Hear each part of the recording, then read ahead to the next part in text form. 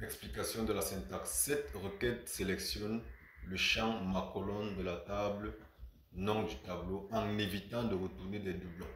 En évitant de retourner des doublons pour cette colonne-là, il faut préciser. Salut à tous, vous allez bien, j'espère. Moi, je me porte à merveille, merci beaucoup. Nous nous retrouvons pour une toute petite leçon dans notre cours sur les bases de données, la leçon 7, qui porte sur une commande particulière ici, qui est la commande distinct.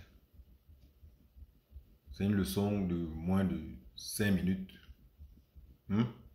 Sûrement. D'accord? Bon. Je vais vous présenter le plan et on va commencer.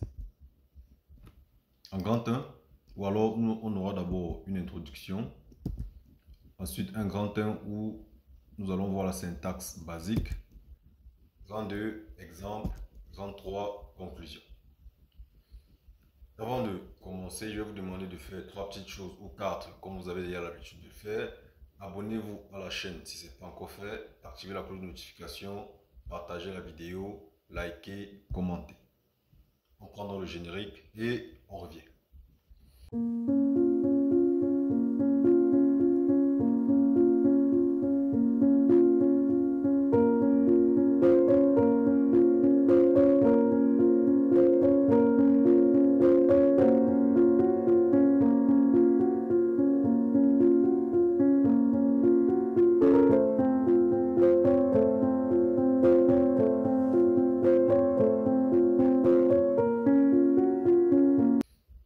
Ok, là, on va directement commencer. Introduction. L'utilisation de la commande select en SQL permet de lire toutes les données d'une ou plusieurs colonnes. Cette colonne peut potentiellement afficher des lignes en double. C'est-à-dire qu'en utilisant select, on peut avoir des lignes en double. Pour éviter des redondances dans les résultats, il faut simplement ajouter distinct après le mot select. Nous allons voir donc ici la syntaxe basique. Ça veut dire que on comprend déjà que le mot-clé distinct ou alors la commande distinct permet d'éviter les doublons. Ok. Syntaxe. Select distinct ma colonne, c'est-à-dire le nom de la colonne, from nom du tableau, le nom de la table. Explication de la syntaxe. Cette requête sélectionne le champ ma colonne de la table, nom du tableau, en évitant de retourner des doublons. En évitant de retourner des doublons pour cette colonne-là, il faut préciser. Parce qu'on peut sélectionner plusieurs colonnes. Mais la colonne qui est précédée de distinct sera sélectionnée avec pas de sans doublons en fait. Donc, non redondance. Syntaxe pour Oracle. Ça, c'est une syntaxe particulière pour Oracle. Lorsqu'il s'agit de Oracle, voici la syntaxe ici. Select unique, ma colonne from nom du tableau. Ici, il faut juste remplacer le mot distinct par unique. Là, ça évite aussi les doublons.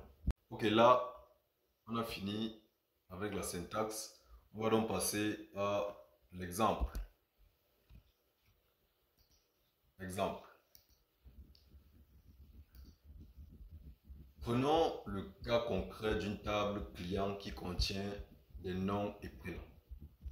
Voilà, donc nous avons donc une table identifiant nom, prénom. En utilisant seulement select, tous les noms sont retournés. Or, la table contient plusieurs fois le même nom. On fait Pierre. Donc, vous allez voir que dans la table, il y a Pierre plusieurs fois. Pierre ici, Pierre là. Pour sélectionner uniquement les prénoms uniques, il faut utiliser la requête suivante. Select distinct prénom from client. Sélectionner de manière distincte les prénoms. Ça veut dire sans répétition. On met donc distinct avant prénom. Ok, résultat. Cette requête va retourner les champs suivants. Prénom, Pierre, Sabrina, David, Marie. Vous voyez que Pierre ne sera pas retenu 2 fois. Pourtant, dans la table de base, il y a Pierre 2 fois. Donc, on va sélectionner de manière distincte les différents pronoms. Ce résultat affiche volontairement qu'une seule fois le prénom Pierre grâce à l'utilisation de la commande distinct qui n'affiche que les résultats distincts. Très bien. On a fini. Conclusion.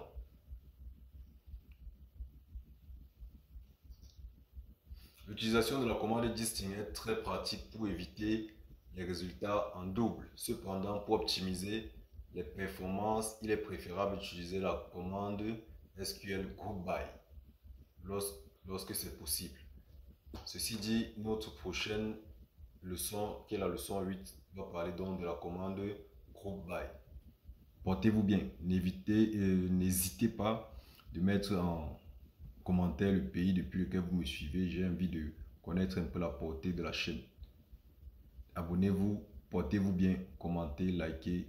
On se retrouve donc dans la leçon 8. Ciao!